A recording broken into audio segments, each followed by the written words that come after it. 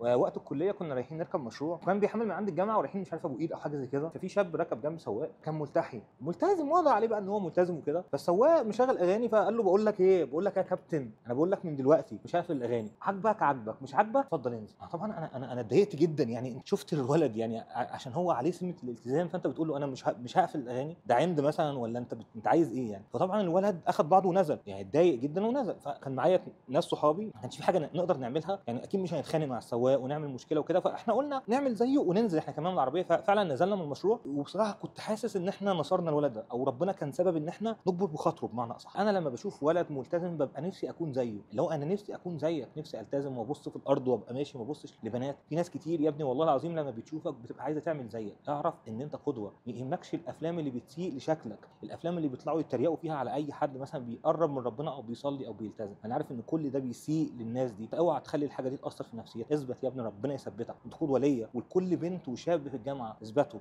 ربنا يثبتكم يا رب، اللهم امين.